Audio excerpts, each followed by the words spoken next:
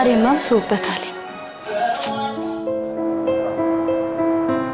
ሁሉ ጊዜ ከራሴ ጋር የምጣላበት ምክንያት ምናልባት እኔ ለሱ ጥሩ ልጅ አልሆንኩለት ይሆን እውነት በየቀኑ አጠፋህ እየተባልኩ መቀጣው እውነት እያጠፋ ይሆን አላውቅም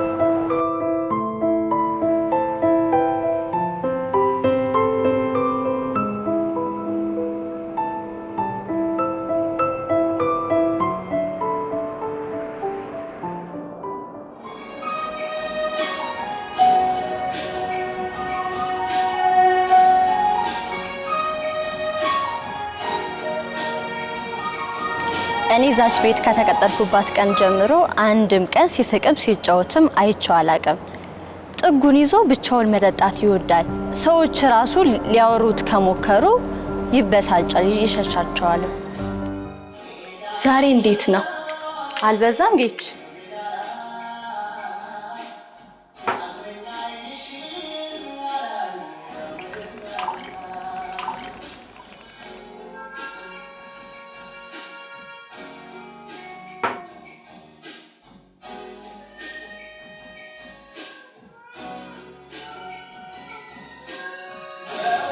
ቆያውን ይሄ ምን ይሉታል አርፉ ልጁን አይሳድግ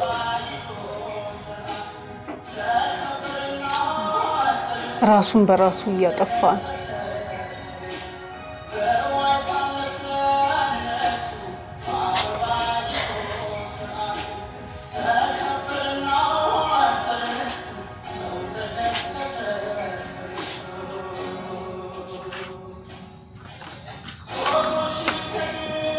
እኔ ምልሽ ካሁን በኋላ እንዳሰጩ እሺ የለምሽ አልቋል እሺ እሺ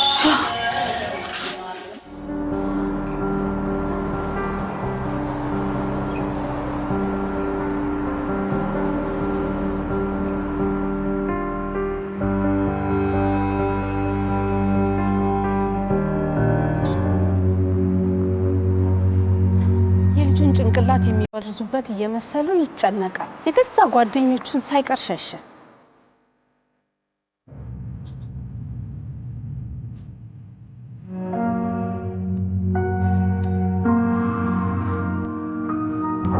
ማንን ጨካኝ ለማስባል መንገድ ላይ ቆመ ምጠብቀኝ ቤቱ እኮ ዝግ ስለነበረ ነው ቁልፍ አትይዝም ውጪ ቁም ብያለሁ አላልክም ግን እኮ እዚህ ይሻላል ብዬ ነው ማን መራጭ አደረጋ አንተ ነው ሌላ ማድረግ የምትፈልገው ነገር አለ አልፈልግም ይቅርታሽ ውጪ ቆመስ የዚህ ሰፈር ሰው ምን እንደሚል ታውቃለህ አታውቅም ሰዎች እንዳይመስሉ ክፉዎች ናቸው ክፉዎች አንተ ደግሞ ለነሱ ትተባበራለህ አትረባም ውሻ መቼ ነው እኔ የምትሰማኝ እሰማለሁ ተሳስቼ እኮ ነው ይቅርታ ሰማ እሺ አስተካክላለሁ ሰምተኸኝ አታውቅም ኧረ አስተካክላለሁ እሺ ይቅርታ ለምን እንደምቀጣት ታውቃለህ ስለማትማር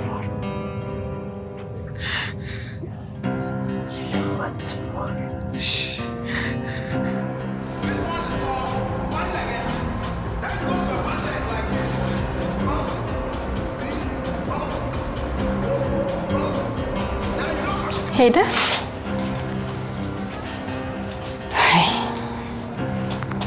ሚስቱ ከሞተች በኋላ አሪቂ ወዳጁ ልጁን ደግሞ የንዴት መወጣጫ እያደረገው የፈረደበት ልጅ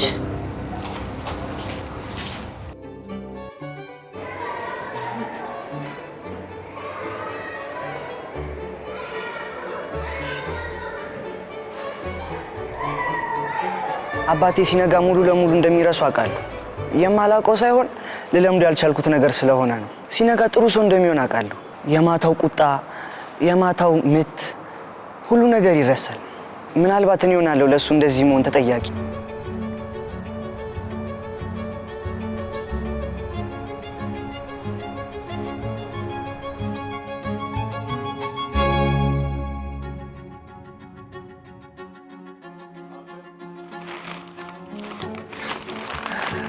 አረቄ ጓደኞች በሙሉ አረቄ ፋብሪካ ነው እንደሚሰሩት? ምን አውቃለሁ።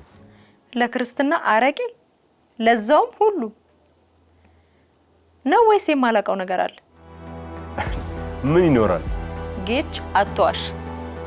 ኧረ አልዋሸሁም። ለእኔ የሚታየኝ ይሄ ሁሉ አረቄ መጠጣት እንደጀመርክ ነው። ምን ያገናኘዋል?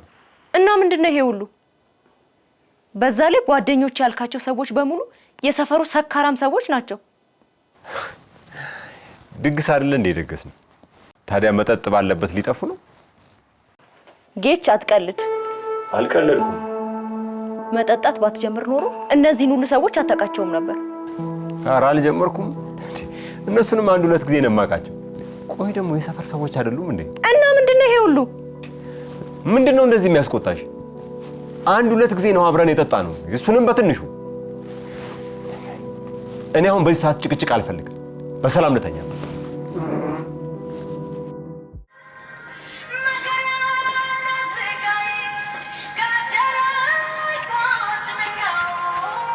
እኔም እያደግኩ መጣሁ። አባቴ መጠጣት አላቆመም። እንዲያውም እየጨመረበት መጣ እንጂ። ከእናቴ ጋር በየቀኑ ነበር የሚጨቃጨቁት። ለምን እንደሚጨቃጨቁ ግን ያላቅም። ባለው ሙሉ እንደሚናደድ አውቃለሁ። የአባቴ ወንድሞችና ሌሎቹ ቤተሰቦች ሀብታም እንደሆኑ አውቃለሁ። አባቴም ድርሻውን እንዳጣ አውቃለሁ። ድርሻውን ያጣበት ምክንያት ደግሞ ያው እናቴም ብሎ እንደመጣ ነው። እሱን ደግሞ ጠጥቶ ነግሮኛል። ከጊዜ በኋላ ግን አረቄ እየጠጣ ማምሸቱን ሚስቱን ያበሳጫት ጀመር። ከማይሆኑ ሰዎች ጋር ገጥሟል የሚል ፍራቻ ነበራት።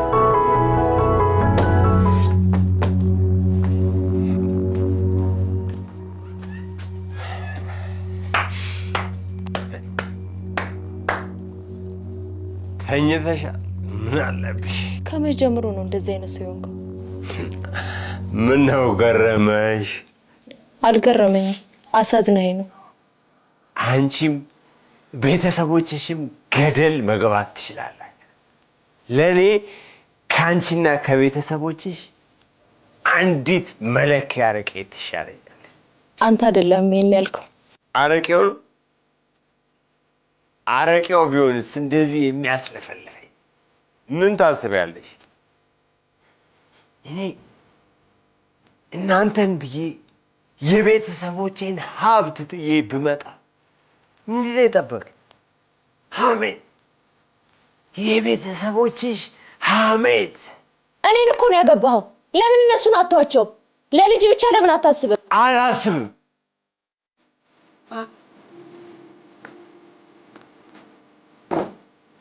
አንቺ ነሽ ለልጄ እንዳስብ የምትነግሪኝ? እና ማን እንዲነግርህ ፈልገህ ነው? አትነግሪኝም። እነግርሃለሁ። አንቺ አትነግሪኝም። እነግርሃለሁ። አትነግሪኝም። አንቺ ለልጄ አትነግሪኝም።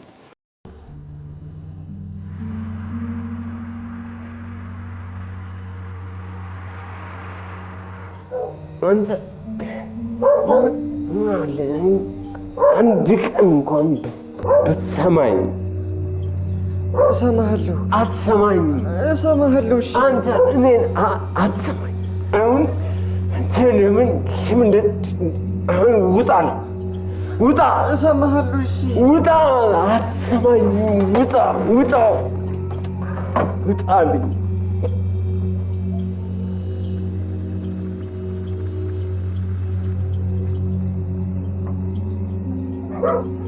አባቴ ከአረቄ ውጪ ምንም አይጠጣም። ሰው ሲያወራ ሰምቻለሁ። እሱም ነግሮኛል። ከመገመት ውጪ ብዙ ጊዜ አረቄ የሚጠጡ ሰዎች ስለሚጎዱ አባቴ ደግሞ ራሱን የሚጎዳ ስለሚመስለኝ ይፈራል።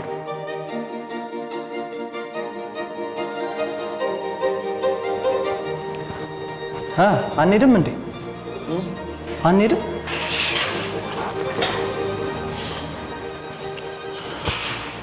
ቆይ ግን ለምን እንደዚህ ይሆናል? ማን? አባትህ ነዋ። ማታ እኮ ስታለቅስ እየሰማሁ ነበር። ከዛ እማ ተነስታ ልገላግላቸው ካልሆነ የልጅ መግደሉ ነው ብላ ልትወጣ ስትል አባ ተቆጣ። ከዛ ቀረች። ሁሌ በሱ እንደተናደዱ። አይዞሽ አንተ ከሁላችንም ጠንካራ ሰው ደግሞ አባትህ መጥፎ ሰው እንዳልሆነ አውቃለሁ። ከዚህ ላይ እናትህ እያለች ወደ ቤት ለምሳ ስንሄድ አንዳንድ የሚጣፍጥ ነገር ገዝታ ትጠብቀን ነበር። በጣም ነበር የምወዳት። እኔም በጣም ናፍቀኛለች። ምን አለ በአማት ነው አባቴ መጠጣት ከጀመረ ጊዜ ጀምሮ ሁልጊዜ ነበር የምጠጣው። እናቴም ሁልጊዜ ለብቻ ሆና ታለቅስ ነበር። አይዞሽ ግን ለምንድን ነው ሰዎች ሁልጊዜ እሷ እናዱ እንደገደላት የሚያወሩት? ይወዳት ነበር እኮ። ግን ይጠጣል። ችግሩ እሱ ነው። እሷም እኮ ስለመማት ነው የሞተችው። አውቃለሁ። ግን አንተ እንደዚህ አትሁን። ሰዎቹን ደግሞ ተዋቸው።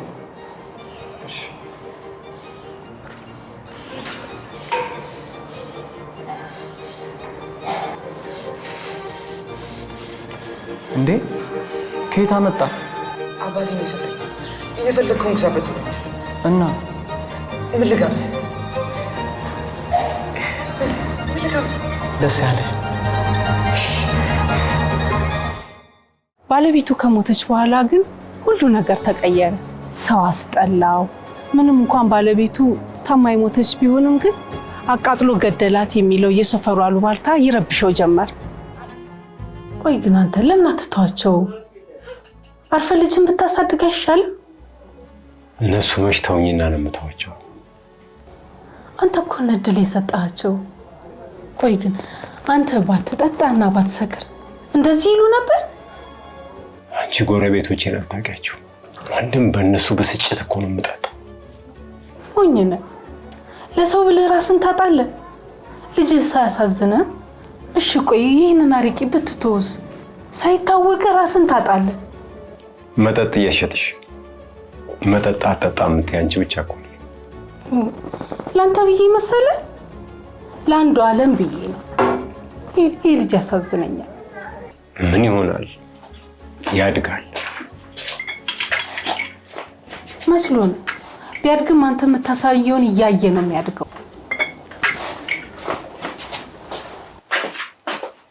የእነዚህ ርኩሶች ሀሳብ እንዳያጠምደው እኮ ሚስቱን ጨቅጭቆ ገደለ። አሁን ደግሞ ወደ ልጁ ዞሯል ይላሉ። ኧረ በስመ አብ! እነሱን ተዋቸው። ልጅ ብቻ እንዲረዳ አድርግ። ቆይ ለምን አይገባውም? ይገባዋል። እባክህ አንተ ደግሞ ችን አርቄ ብቻ ተዋት። በሳቅ በጨዋታ በደስታ ባዘን ባለፉት ዓመታት ስንቱን አሳለፍን። ስንት ደስ ታየን፣ ስንታየን መከራ ሲፈራረቁብን በተራ በተራ።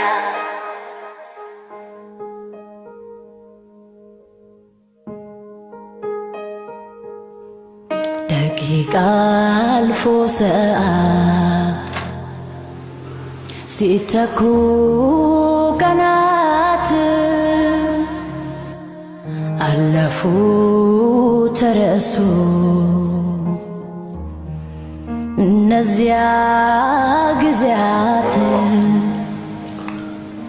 ስንት ደስ ታየን፣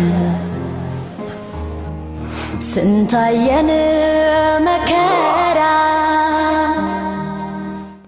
ብዙ ቀን አለፈ። አባቴም እኔም መኖር ቀጠል። አባቴ በመጠጡ ምክንያት እያመመው መጣ።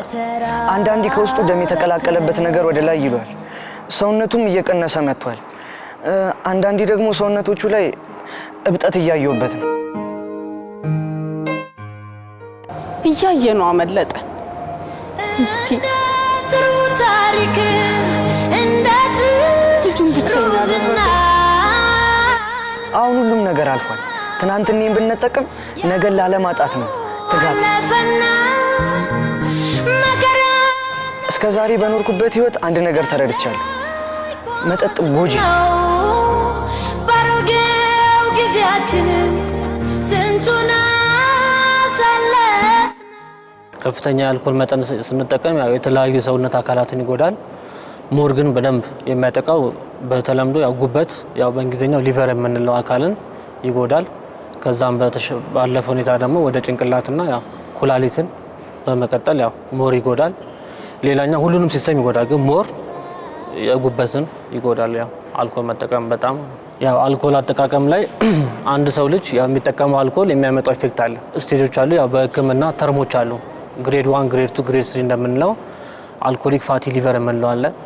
አልኮሊክ ሄፓታይተስ የምንለው አለ። ሶስተኛው ስቴጅ ደግሞ ሲሮሲስ የምንለው አለ።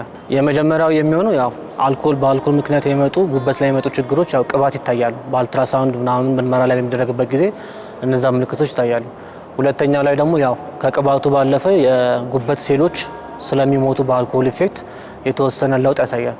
ሶስተኛ ደግሞ ብዙ ጊዜ የምንለው አልኮል የተጠቀሙ ሰዎች ሆስፒታል በሚተኙበት ጊዜ ጉበታቸው በተለምዶ ተነካ የሚለውና ደም የማስታወክ የደም ማነስ ሲያጋጥማቸው ራሳቸውን ሲስቱ ምናምን የሚያጋጥመው ስቴጅ ላይ ሲደርሱ ያው በሜዲካል ተርሙ ሲሮሲስ የምንለው ስቴጅ ላይ ይደርሳሉ ማለት ነው።